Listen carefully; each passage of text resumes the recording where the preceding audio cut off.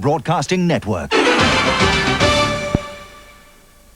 This week on NHRA Today, John is an unstoppable force in funny car, while Warren puts the hurt on Kurt. Bernstein bounces back to top the fuel pack, and an identity crisis in Super Comp. From the Bear Cave in Farmingdale, New Jersey, these stories and more on this edition of NHRA Today.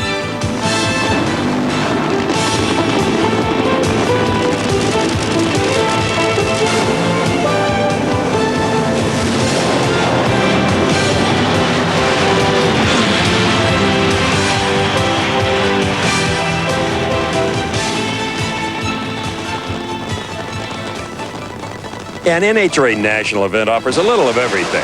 Thrills, spills, close races, and happy faces.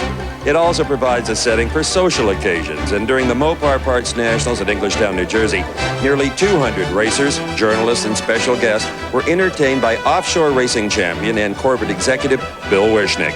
The site of the gathering was the Bear Cave, Bill's private garage and home to his impressive collection of vintage machines. Hello, everyone, and welcome to this edition of NHRA Today. I'm Steve Evans. Well, as you can see, the crowds have departed, but we plan to stay a while and meet Bill Wishnick and find out more about this unique collection. We'll also bring you up to date on what happened last weekend at the Mopar Parts Nationals, an event filled with dazzling performances, as you'll discover in this week's What's Hot. Among the many highlights of the Mopar Parts Nationals was the Budweiser Pro Stock Challenge, which featured the top 8 points earners from the 92-93 series. In the final round, it came down to Warren Johnson and Larry Morgan, and not surprisingly, WJ fired up a 7:07 elapsed time to claim the victory and $50,000.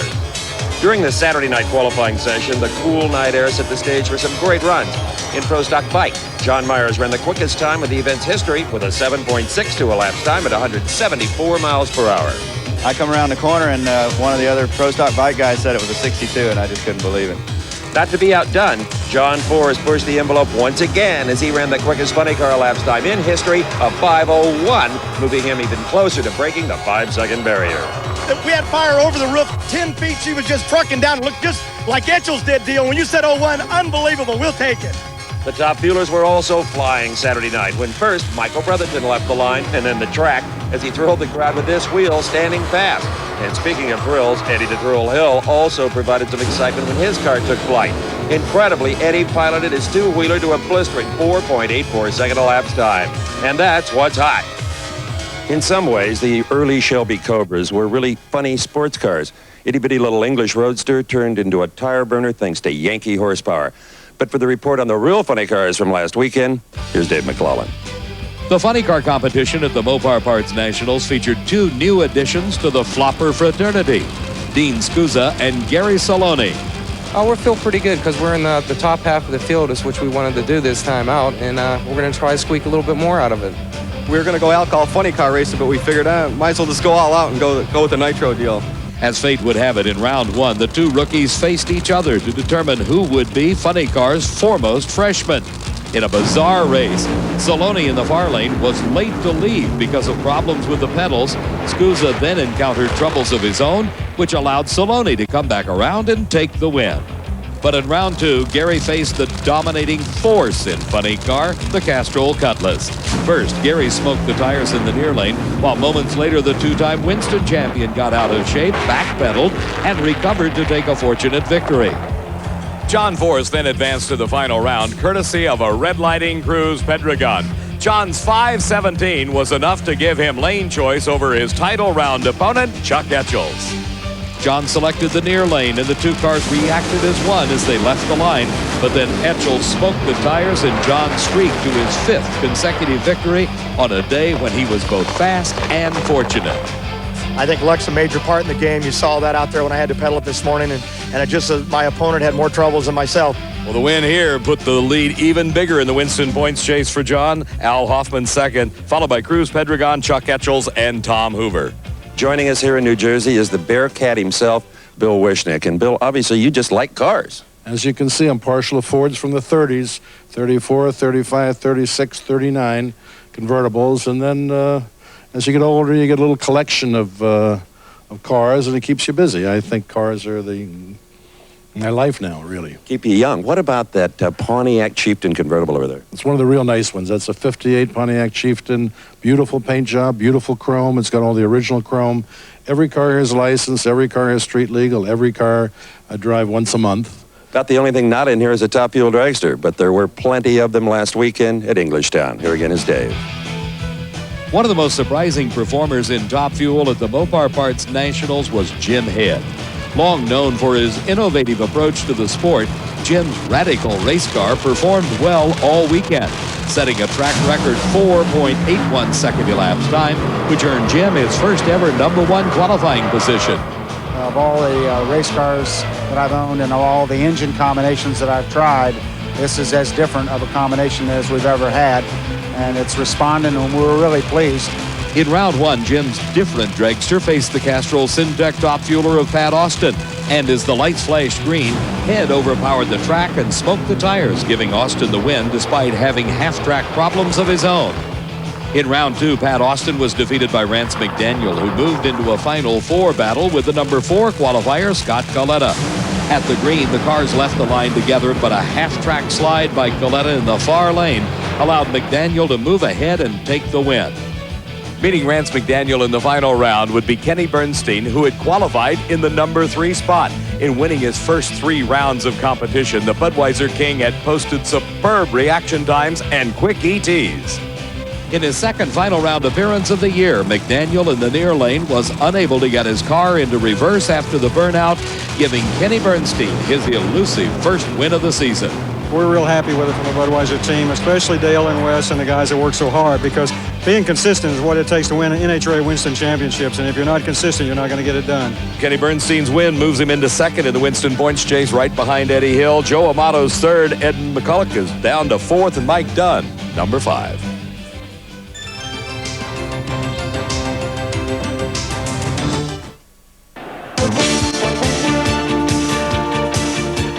Welcome back, everyone. Eat your heart out, street freaks. This is Bearcat Bill's daily driver, a 1982 Camaro. Joe Maffey, the full-time wrench around here, is stuffed in a turbocharged 350 small block. In fact, a pair of Gale Banks units. It makes, about 1,100 horsepower at 23 pounds of boost. And that, of course, is without the nitrous, which it obviously has. Now, the engine is hooked to a 350 turbo transmission with a unique air shifter that Joe also designed and built. Check under the hatch here. Some neat stuff. In that clear box is a homemade computer that monitors the entire vehicle. There's the nitrous I talked about under that silver wrapper. And in the little lit cubby hole there, a couple of fuel pumps. And down below this hatch is an oil cooler complete with fan. Now out at Raceway Park, Bill has ripped off some 1080s at 135. Not bad for a street legal car. Not quite pro stock times, but pretty quick. Speaking of pro stock, here again is Mac. For one New Jersey native pro stock veteran, Frank Iaconio, the Mopar Parts Nationals holds special importance. We always look forward to this race, being that it's our home track, and we like to do well here. Both lanes seem pretty good, so I think we have a fair chance. In a round one Cutlass contest, Frank faced the Summit Racing entry of Mark Powick. And as the cars left the line, Iaconio's whole shot lead was enough to hold off Powick's quicker elapsed time and move the resurgent hometown hero into round two. Unfortunately, Frank's day ended there as Tire Shake helped give Bruce Allen's Super Shops Lumina a free ride into the Final Four. Awaiting Bruce was the #1 qualifier, Warren Johnson, whose GM Performance Parts Olds has dominated pro stock this season. Bruce knew he would need a strong performance to advance, and at the green, the cars left the line together, but the now famous Johnson horsepower claimed yet another victim by the time they reached the finish. So for the second time this season, a final round would feature a family battle between the Johnsons, Warren and Kurt.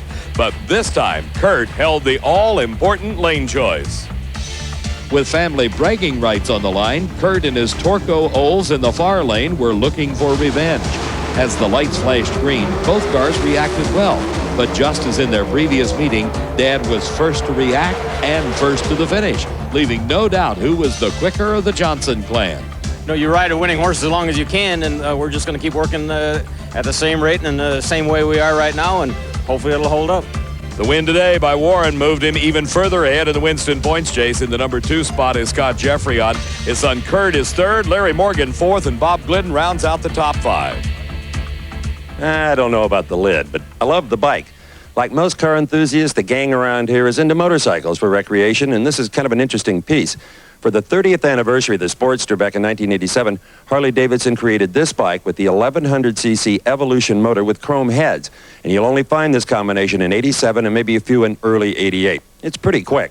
Now, you know where I'm going with this. Here is Dave McClellan with the Pro Stock Bike Report. The Mopar Parts Nationals Pro Stock Bike Competition saw a familiar pair of racers in the final round at Englishtown. For the 3rd time in 4 years, it came down to David Schultz and John Myers. In several meetings last year, Myers experienced difficulties with red lights, but the Star Racing Wax Shop team has solved the problem. I stage with my front brake. I hold it like a line lock. Carbon fiber brakes don't work until they get hot. So if the clutch was creeping at all, when I turned the throttle on, the bike started to move. So that brake is off of there. We got a regular steel brake on there now. Everything's going good. The Star Racing team had turned in a flawless performance all weekend, and going into the final, Myers had nearly a 1/10 of a second advantage over Schultz. Yesterday we stumbled a little bit. Today we felt like we were on track. Now we've learned with every round. We made a couple of changes. We think we can run just as fast in the final. As the 2 racers staged, it was clear that Schultz in the near lane would need a good light. And at the start, Schultz did garner a slight hole shot lead, but it was not enough to hold off Myers' top in charge, giving John his 2nd win of the year. The gang at Star Racing, Ken, George, Jackie, all the guys at the shop, Earl, I mean, everything is working perfect on the bike. Well, the win by John Myers here has vaulted him into the Winston points lead, closely followed by David Schultz, with John Smith moving down to 3rd. Ron Ayers is 4th, and Kerry Larkin rounds out the top 5. From an awkward position, motorcycle riders like Dave Schultz and John Myers cut some pretty incredible reaction times. And it's a different kind of a mental and physical exercise. In a car, you do it all with your feet. On a bike, you do it all with your hands. Here's Frank Hawley's Fast Fact for this week.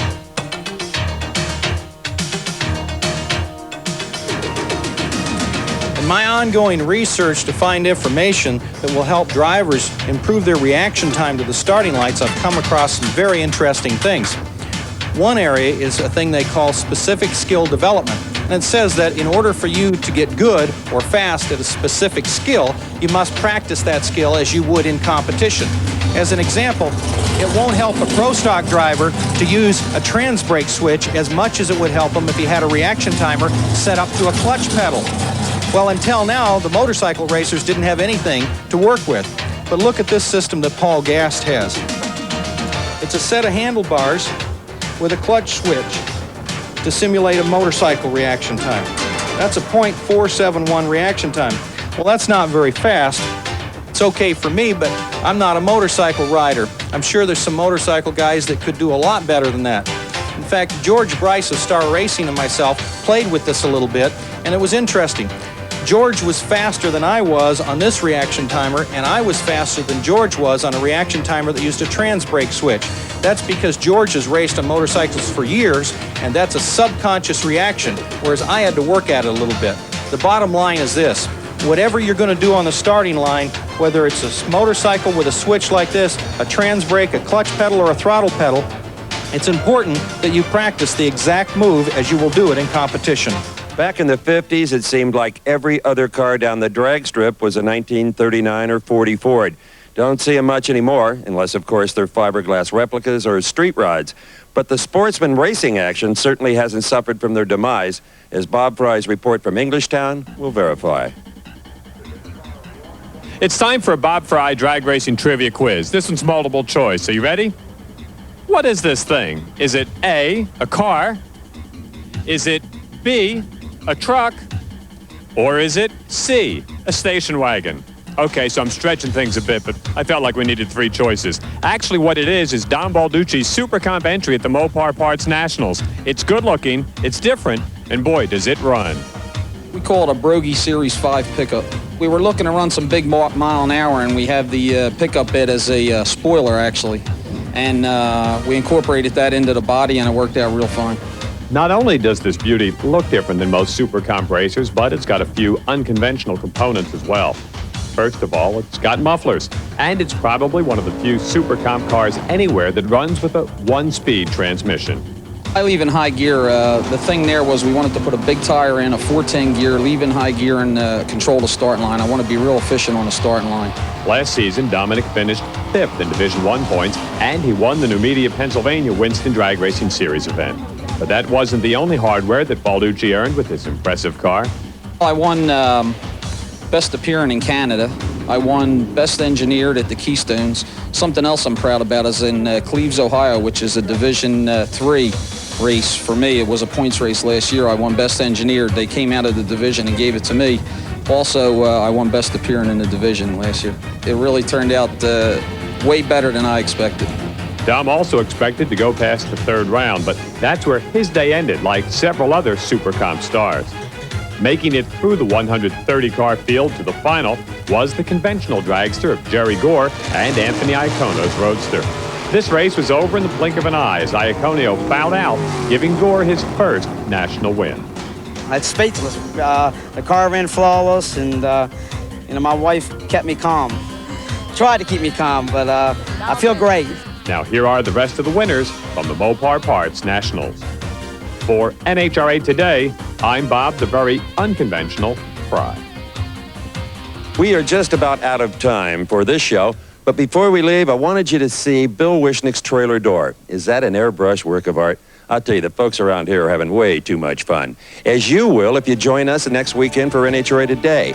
We'll have a look at Al Hanna's revolutionary new jet funny car, check in with Kenny Bernstein as he readies his 3-car team for the Indianapolis 500, have a profile on Gordy Bonnet and sportsman action from Division II. For all of us here at NHRA Today, I'm Steve Evans. NHRA Today is a presentation of Diamond P Sports.